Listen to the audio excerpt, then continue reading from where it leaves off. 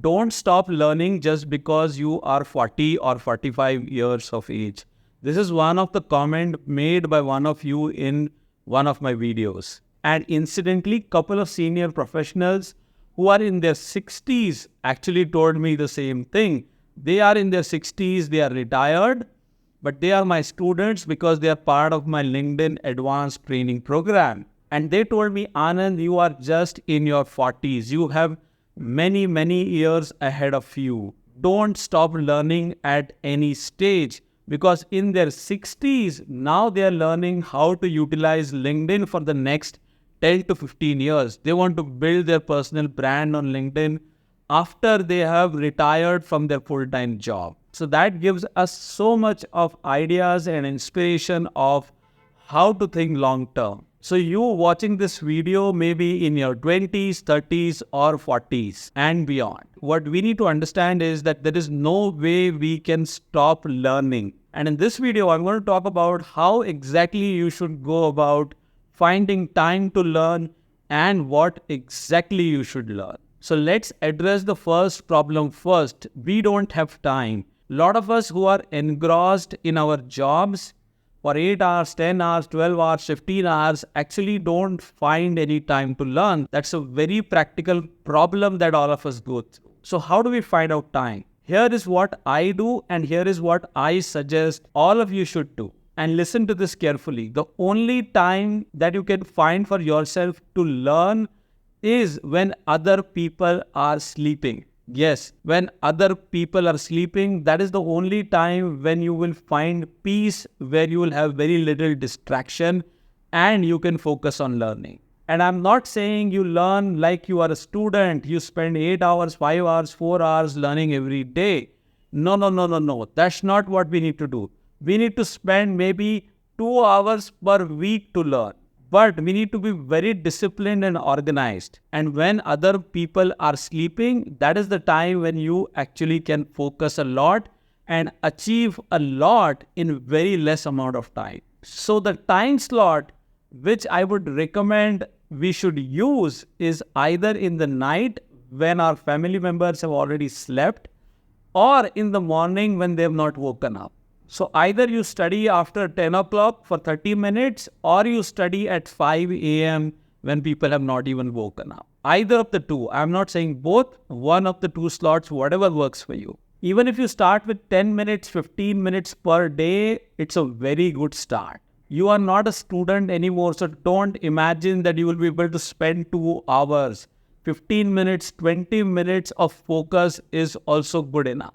Understand that if you are not able to do it, which probably you are for the last X number of years, then you have become consistent with not doing it. So lack of action is actually consistency of inaction, which means you are consistent at not learning. And in order to break the pattern, you need to start afresh with 10 to 15 minutes per day, either in the night or in the morning. Now, with that out of the way, what should you learn? And in order to simplify this, let's understand the pillars or the verticals of learning. Number one pillar or the vertical of learning is technology. Each one of us comes from some technical background. So the best place to start is to become an expert or learn advanced level stuff in our own area of technical expertise. That can be one pillar. Second pillar can be some technical stuff or some technical stack which is futuristic.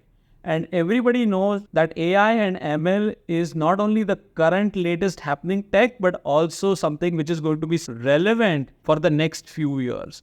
So that is why I'm not asking all of you to become experts in AI ML. But what I'm suggesting is that at least become aware. At least become aware of what is AI, what is ML, spend some time and do it for sure. With that out of the way, the next pillar is communication skills. When I say communication, it has got three aspects primarily. One is writing, one is speaking, and the next one is listening. Spend some time to learn either of these things. Along with communication, there is one more pillar known as soft skills. A lot of time people just think that communication skills are the only skills which are part of soft skills, but that is wrong. Soft skills is one more area which you should focus on as a separate vertical.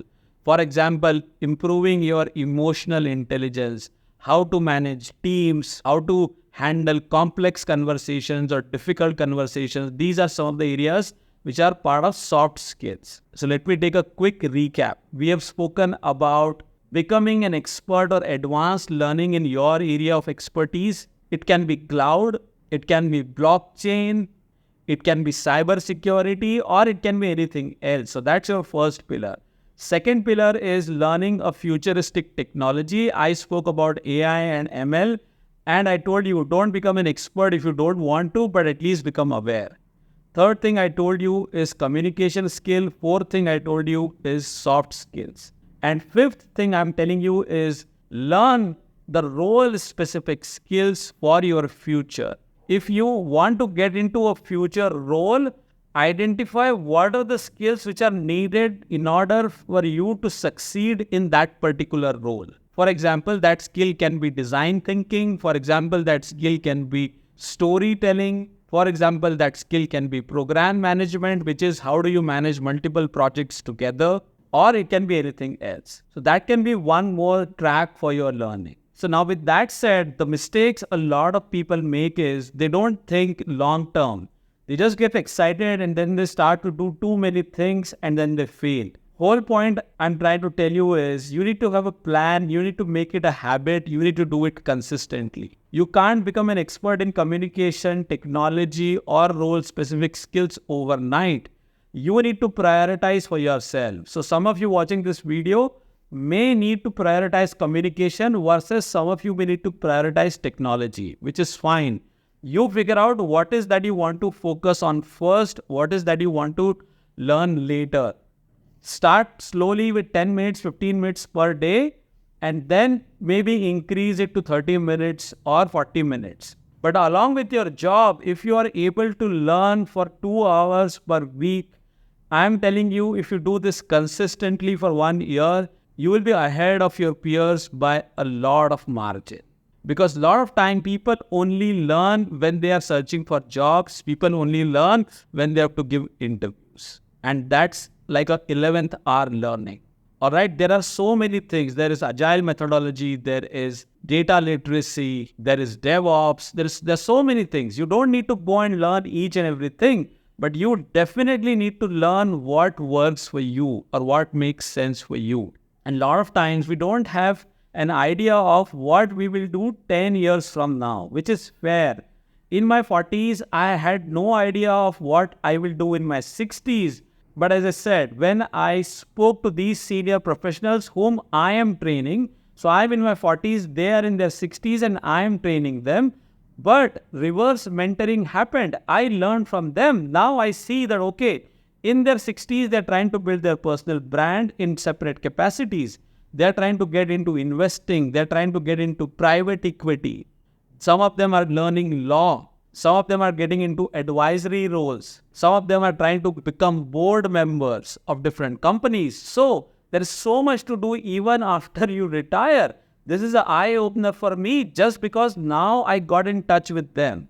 So all these things were not clear to me probably last month, but now it is becoming very clear to me that, okay, there is a path ahead of me even when I enter into my 50s or 60s. All right, so that's why doors will open for you. Just have patience. But in order for you to knock on the right doors, you will have to make efforts. And that effort is not one-time effort. That effort is continuous effort. I hope you get the point. Do let me know your thoughts in the comments or any different views that you have as well. Please share this video if you think others can benefit from this. I'll see you in another video soon. Take care and bye for now.